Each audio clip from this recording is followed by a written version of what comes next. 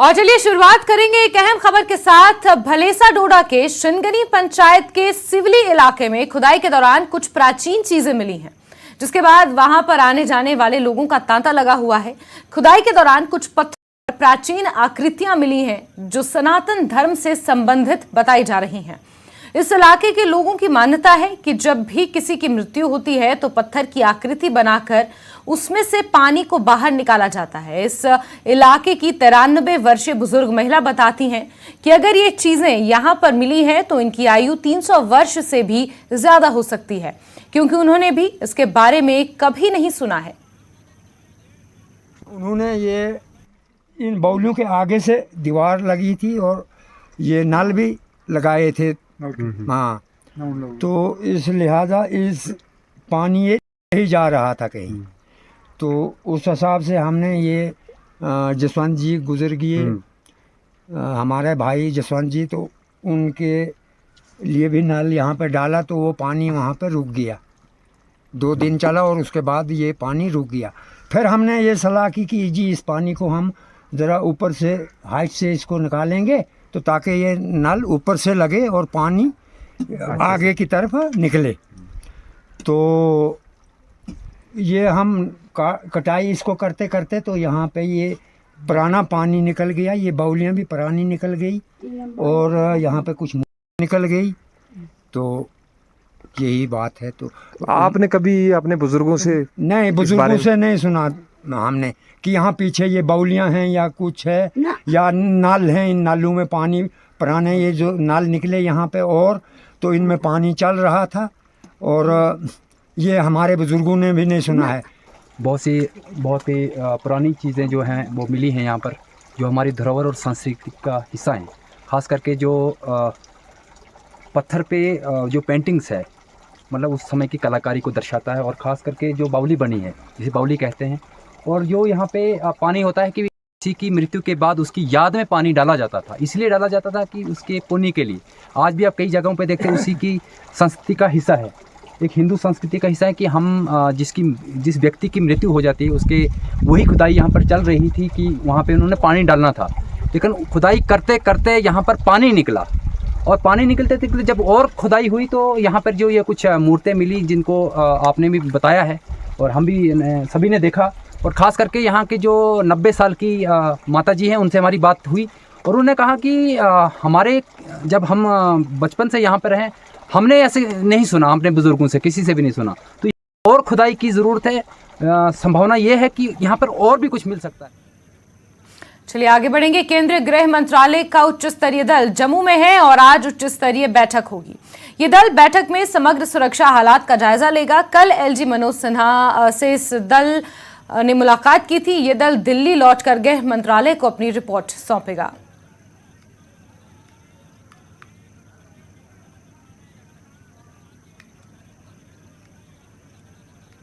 जम्मू कश्मीर में शीतकालीन अवकाश के बाद विंटर जोन में स्कूल खोल दिए गए हैं। स्कूल 2 महीने से अधिक के अंतराल के बाद फिर से खुले हैं। छात्रों में खुशी भी देखी जा रही है।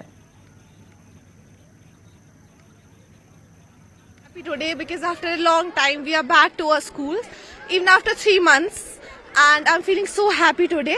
Today I met my friends, teachers after a long time, and also we have exams from Monday, our March session exams. So yeah, I'm so happy today. मैं आज बहुत खुश हूँ क्योंकि हम 3 months के बाद after a long time we will meet and my friends are very happy. बहुत अच्छा महसूस हो रहा है आज, बहुत अच्छा लग रहा है। आज हमने बहुत अच्छी प्रिपरेशन भी की है मार्च सेशन से, मगर उतना खुश नहीं है मार्च सेशन से जितना हम पहले होते थे। And she is my best friend Fariyal Manzoor and she was waiting for unfortunately I will meet. इंशाल्लाह रहमान इस वक्त इस साल में हो जाएगा अच्छी तरह से पढ़ाई वढ़ाई इंशाल्लाह रहमान, अल्लाह ताला की मर्जी से। हाँ, वो 9 बजे से 2 बजे तक। हाँ ना, वो बात सही है। गवर्नमेंट को करना है, रोडों को ठीक तरह अच्छी तरह से, बच्चों को प्रॉब्लम नहीं होना चाहिए। तो इस बार जो अपने बच्चों के लिए क्या कुछ दुआ करना चाहिए? अल्लाह ताला इनको ये इस साल खुशी से बनी जाएगी और अच्छी तरह से पढ़ाई हो जाए, हालत ठीक हो जाएगी। स्कूल के लिए पूरी प्रशासन की तैयारी हो गई है। थोड़े स्कूल के टाइमिंग चेंज किए हैं क्योंकि आपको पता है कि जो हमने अभी स्मार्ट सिटी से लेके बहुत सारे काम चल रहे हैं जिससे लोगों को ज़्यादा परेशानी ना हो ट्रैफिक जैम की, तो स्कूल के टाइमिंग इसलिए थोड़े से चेंज किए हैं। तो पेरेंट्स का और बच्चों का हमें सहयोग मिलता रहेगा। एंड सॉरी उनका थोड़ा सा टाइम हमने चेंज किया इस इनकन्वीनियंस के लिए, बट सब चीज़ अभी थोड़ा बहुत आगे अच्छी होने वाली है। वादी कश्मीर के तमाम स्कूल आज खुल चुके हैं और आज हम लोग यहाँ पर एक स्कूल में प्रेजेंट है जहाँ पर आप देख सकते हैं बच्चों में किस तरीके का जोशो खरोश देखने को मिल रहा है। चूंकि विंटर ब्रेक थी और विंटर ब्रेक के दौरान जो बच्चे हैं वो काफी लेजी हो जाते हैं, लेकिन उसके बाद जब ये स्कूल आते हैं, जब स्कूल इनके खुल जाते हैं तो काफी जोशो खरोश इनमें देखने को मिलता है, खुशी देखने को मिलता है। जिससे भी हमने कुछ पेरेंट्स से बात की और बच्चों से भी बात की जिन्होंने कहा कि वो काफी खुश है कि अब जो है स्कूल खुल गए और रेगुलर उनको अब स्कूल आना पड़ेगा। और आज के दिन की अगर खुसूसी तौर बात करें तो आज वो अपने फ्रेंड सर्कल से मिले, आज वो अपने टीचर्स से मिले, तो उसको लेके भी बच्चों में काफी खुशी है। इसमें आपको ये भी बता दें चूंकि ट्रैफिक महकमे की तरफ से एक रिकमेंडेशन गया था ये स्कूल डिपार्टमेंट को कि ये जो जितने भी स्कूल्स श्रीनगर के जितने भी स्कूल्स हैं उनकी जो टाइमिंग है वो चेंज हो जानी चाहिए, यानी कि जो 9 से 3 की टाइमिंग होती है उसको 9 से 2 कर देना चाहिए, क्योंकि श्रीनगर में बहुत ऐसे रोड्स हैं जहां पर स्मार्ट सिटी के प्रोजेक्ट्स अभी है और सड़कें खोदी गई है जिसकी वजह से ट्रैफिक मैस होने के ज्यादा चांसेस है, कंजक्शन होने के ज्यादा चांसेस है, जिसकी वजह से टीचर्स को भी स्टूडेंट्स को भी इनकन्वीनियंस हो जाता है। तो वो इनकन्वीनियंस प्रिवेंट हो उसको लेके अब टाइमिंग जो है श्रीनगर के स्कूल्स का वो 9 से 2 रखा गया। अब देखना ये रहेगा कि किस तरीके से अब इस चैलेंजिंग सिचुएशन को कूप करती है ट्रैफिक डिपार्टमेंट। न्यूज 18 के लिए फिरोजवानी के साथ फजा ज़ैनब। आगे बढ़ेंगे। होली से पहले आम लोगों को महंगाई का झटका लगा है। घरेलू रसोई गैस सिलेंडर की कीमत बढ़ गई है। घरेलू गैस सिलेंडर 50 रुपए महंगा हुआ है। वहीं कमर्शियल गैस की कीमत में भी 350 रुपए का इजाफा हुआ है। मैं वन तो गैस सिलेंडर खत 50 रुपये यह गो जुलम गरीब खतर गो जुलम, खास कर खतर जुलम कोरुक लूठा कोरुक हर कस कोर लूठा ये तो कर लोग पता यह खोद सरसे हिंदुस्तान मुल्क फिलहाल पोवक पत्थर हर रंगस मज पोवक पत्थर पोवक पत्थर कह जरीरा खोल गैस ये मंद अत ज्यादा गैस जरूरत क्या जुन तजान कहें न चीज दिवान गैस रुपये खसन गो बह हिंदुस्तान जवाब दिन क्या अकिस गरीबस प्रेत जरूरत आम पब्लिकस जरूरत आम पब्लिकस खतर तथ गरीब 1500-2000 रुपये रटन जानान तम कम अफोर्ड सान गैस गो यह बोड़ बार जुर्म एक इंसान पर बहुत जुर्म है। महबूबा मुफ्ती ने केवीएस टीजीटी भर्ती ऑनलाइन परीक्षा घोटाले मामले में कहा है कि कोर्ट के निर्देश के बावजूद ब्लैक लिस्टेड कंपनियां भर्ती परीक्षाओं का आयोजन जारी रखे हुए हैं। इसकी बड़ी कीमत छात्रों को चुकानी पड़ रही है, जबकि दोषियों को खुली छूट दी जा रही है। ये 2019 से होता आ रहा है।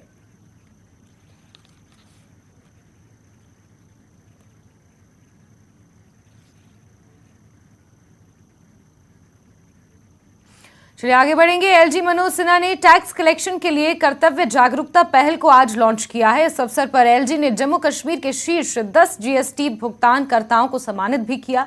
एलजी ने स्टेट टैक्स डिपार्टमेंट को इस पहल के लिए बधाई दी। एलजी ने कहा कि जम्मू कश्मीर के विकास के लिए सभी को योगदान देना होगा।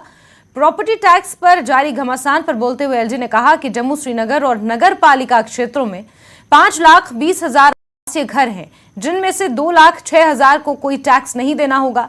वहीं 23,600 परिवारों को प्रतिवर्ष 1,000 से कम का भुगतान करना होगा। एलजी ने कहा कि ये बहुत मामूली है, लेकिन कुछ लोग जो जम्मू कश्मीर के बाहर अपने आवासीय घरों पर भारी कर चुकाते हैं, हो हल्ला कर रहे हैं।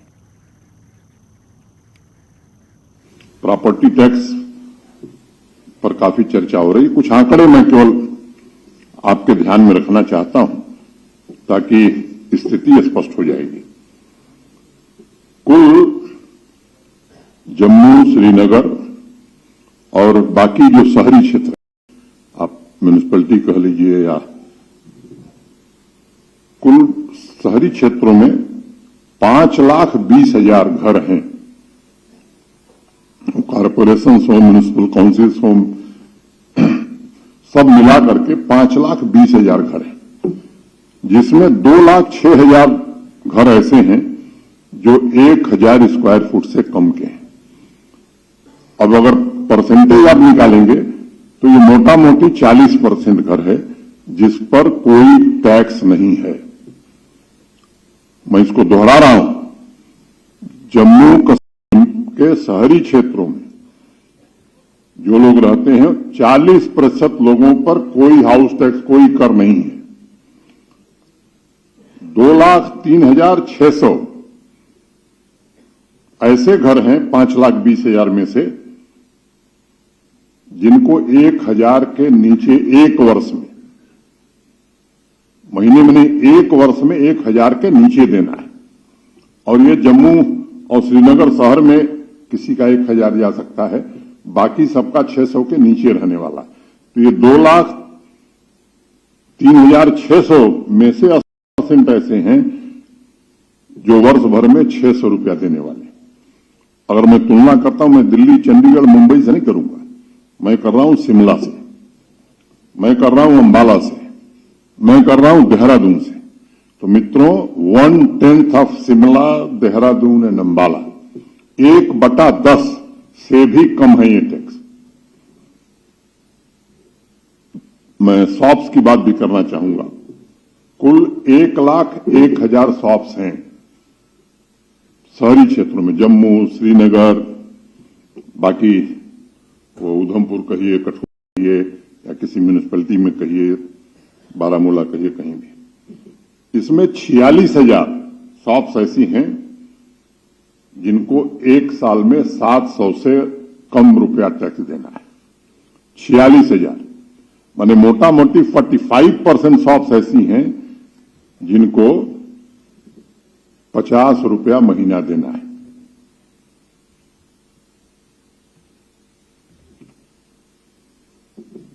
तीस 30,000 शॉप्स ऐसी हैं जिनको 2,000 रुपए से भी कम देना है वर्ष भर में। और ये 30,000 में 20,000 ऐसी होंगी जो 1,500 के नीचे ही जिनको देना है। तो ये प्रतिशत अगर आप देखेंगे तो चाहे वो दुकान हो, और ये भी उन शहरों की तुलना में 1/10 से भी कम है। वो रेट में नहीं पढ़ना चाहता हूं, ज्यादा समय लगेगा। मतलब क्या हुआ कि सबसे लोवेस्ट प्रॉपर्टी टैक्स हिंदुस्तान के किसी शहर से आप तुलना कर लीजिए, या जिस पर लगाया है तो वेरी मीगर लगाया है। अब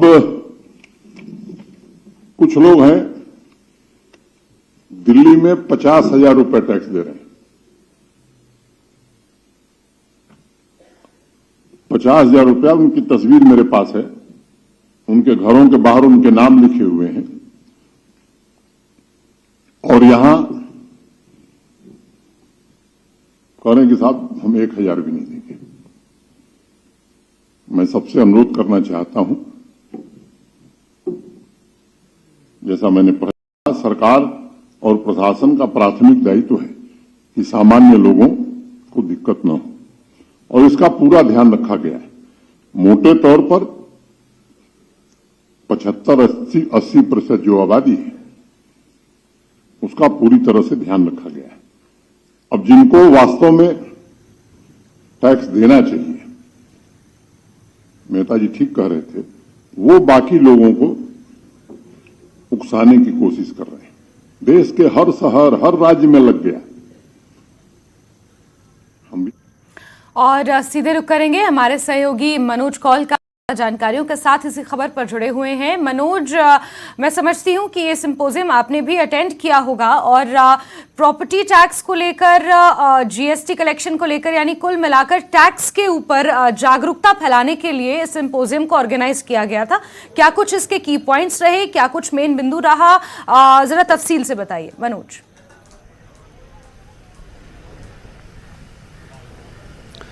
देखिए, जीएसटी कलेक्शन के बारे में ये कर्तव्य नाम से जो टाइटल से ये एक मुहिम शुरू की गई है, अवेयरनेस शुरू की गई है, उस पर एलजी मनोज सिन्हा थे, और जहां उन्होंने जो अपनी स्पीच है उसमें ये कहा कि जो कलेक्शन है वो बहुत ज़रूरी है, क्योंकि उससे डेवलपमेंट हो सकता है। कि अगर जो अमीर आदमी है वो अगर टैक्स देता है तो उससे गरीब के घर का चूल्हा जलता है। और साथ ही जो अगर प्रोग्रेस करनी है किसी भी कौम को, किसी भी शहर की अगर तरक्की चाहिए, किसी भी यूटी की या क्षेत्र की तरक्की चाहिए, तो उसके लिए रेवेन्यू जनरेशन बहुत ही इंपॉर्टेंट है और जीएसटी उसमें एक बहुत बड़ा योगदान दे सकता है। साथ ही उन्होंने अपना जो भाषण दिया, भाषण में उन्होंने प्रॉपर्टी टैक्स की बात की, जैसे कि हमने अभी जो अपने दर्शकों, हमारे दर्शकों ने सुना भी होगा। तो उस भाषण में उन्होंने एक किसी का नाम तो नहीं लिया, लेकिन उनका निशाना उन पॉलिटिशियंस की तरफ था जो ये प्रॉपर्टी टैक्स के खिलाफ बोल रहे हैं।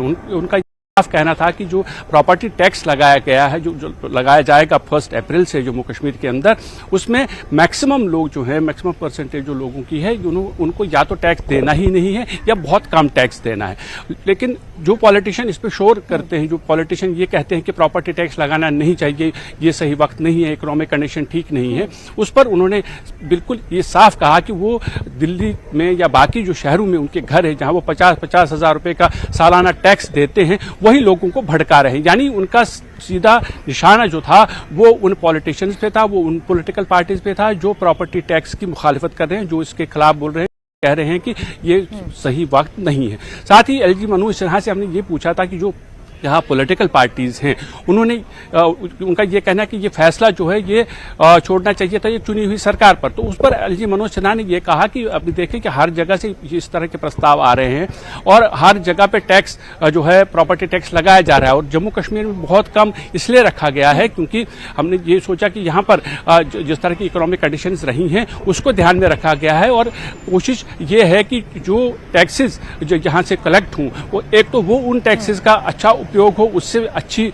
जो सुविधाएं हैं लोगों को मिले, और साथ ही जो की तरफ से एक पर्टिकुलर फंड मिल जाता है इलेक्टेड बॉडीज को, चाहे वो म्यूनिसिपल कमेटीज हों, म्यूनिसिपल कॉर्पोरेशंस हों, उन्हें वो फंड्स मुहैया हों ताकि जो बुनियादी जो सहूलतें हैं शहरों में, छोटे कस्बों में, वो लोगों के लिए अच्छी हों। और एक और बात पे जिन्होंने जो एलजी मनोज सिन्हा ने अपने भाषण में आज ये कहा, तो उसमें ये बात भी एक महत्वपूर्ण थी जिसमें उन्होंने इविक्शन का जिक्र किया। उन्होंने कहा कि जो इविक्शन नोटिस है, क्योंकि यहाँ पर एक प्रस्ताव आया था आईसीआई की तरफ से कि वो एक सेंटर ऑफ एक्सीलेंस यहाँ कायम करना चाहते हैं चार्टर्ड अकाउंटेंसी का, और उसके लिए उन्हें ज़मीन चाहिए। तो एलजी मनोज सिन्हा ने उसका जिक्र करते हुए कहा कि उन्हें ज़मीन दी जाएगी, क्योंकि यहाँ अभी जो है जो सरकारी है उस पर जो अवैध कब्जा किया गया है उसको हटाने की मुहिम चालू की गई है। और आज उन्होंने एक बार फिर ये बात उसमें कह दी कि जो भी लोग यहाँ पर भी उनका निशाना था कुछ टॉप ब्यूरोक्रेट्स की तरफ और पॉलिटिशियंस की तरफ, वो लोग जिन्होंने अपना इन्फ्लुएंस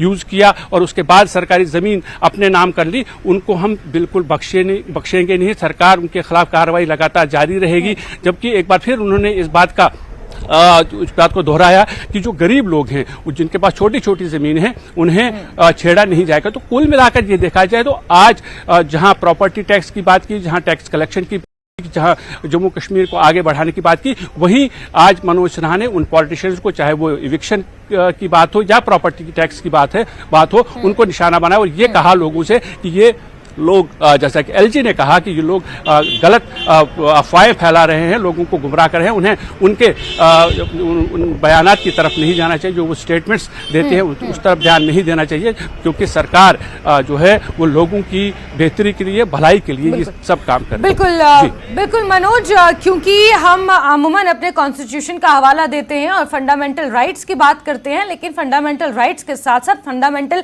ड्यूटीज भी सिटीजन के लिए जरूरी है और उसमें टैक्स भी पे करना एक मुख्य बिंदु है।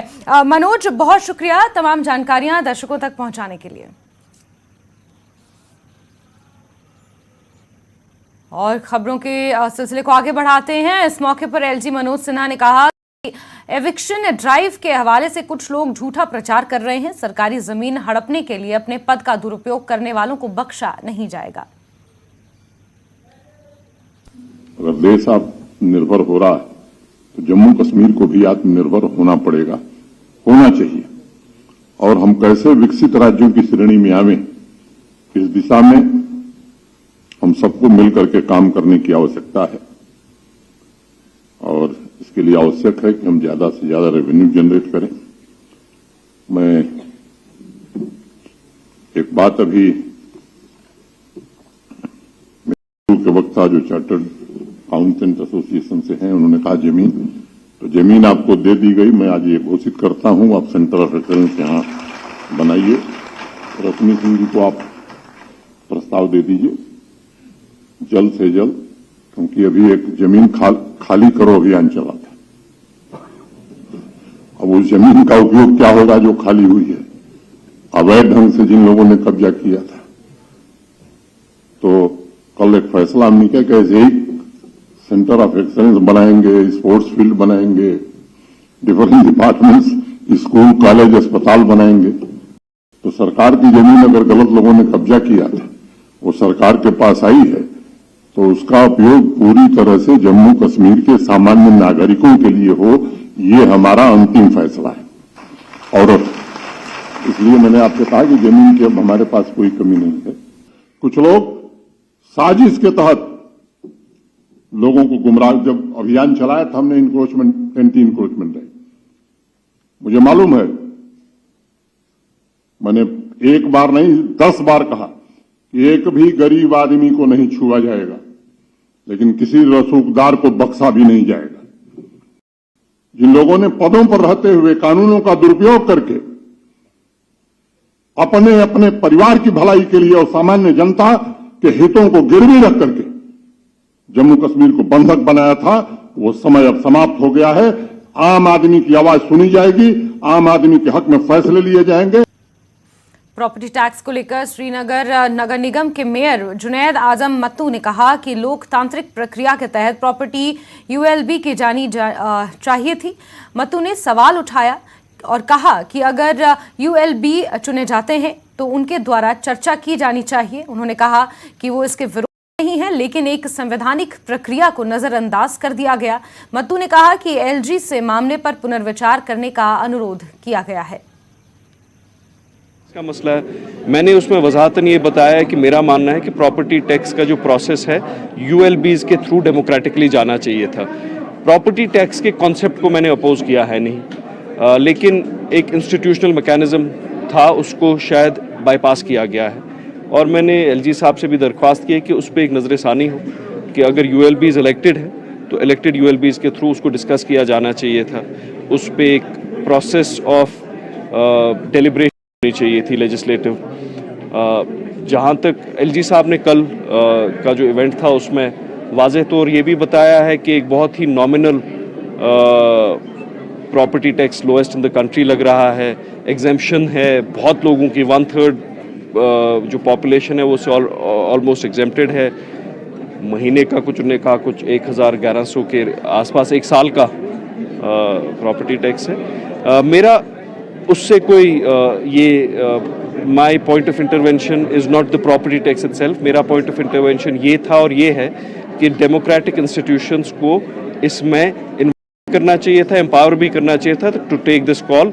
और शायद अगर प्रॉपर्टी टैक्स जब लगा उससे पहले एक प्रोसेस ऑफ इंफॉर्मेशन डिसमिनेशन होनी चाहिए थी लोगों में, लोगों को समझाना चाहिए था कि क्या हो रहा है। लेकिन जो ब्यूरोक्रेटिक एक एक्सरसाइज है कि इंफॉर्मेशन डिसमिनेशन नहीं होती है, अगर वो 1-2 महीने तक हुई होती, लोगों को समझाया गया होता ये क्या है, तो शायद पैनिक और पैरानोया नहीं होता। और G20 की बैठक की आज से शुरुआत हो गई है। रात को इसका गाला डिनर होना है और आपको बता दें कि 2 मार्च को बैठक होनी है। G20 विदेश मंत्रियों की बैठक कल होगी, लेकिन G20 की बैठक आज से इसकी शुरुआत हो गई है और गाला डिनर रखा गया है। बैठक की अध्यक्षता विदेश मंत्री एस जयशंकर करेंगे। बैठक में राष्ट्रपति भवन में ये बैठक होनी है। सांस्कृतिक केंद्र में इस बैठक का आयोजन होना है। बैठक में 40 प्रतिनिधि मंडल भाग ले सकते हैं। Thank you for that large number of questions which obviously points to extensive interest on this matter, even if the interest is not necessarily differentiated into various categories. So I'll first just broadly mention the various headings of the question. I have captured them. If I'm wrong, please feel free to add on to that. Joint statement, what would be there in the joint statement? आपका प्रश्न था joint statement में क्या निकलेगा। वित्त मंत्री की जो मीटिंग हुई वो विवादास्पद थी, हमें तो कोई विवाद नज़र नहीं आया, आपको शायद विवाद कहीं पे नज़र आया हो उसमें। So joint statement related questions, formulations, what exactly will be there. और इसी के साथ बुलेटिन में फिलहाल के लिए बस इतना ही। जम्मू कश्मीर, लद्दाख और हिमाचल की तमाम अहम खबरों को जानने के लिए आप जुड़े रहिए न्यूज़ 18 JKLH के साथ। नमस्कार।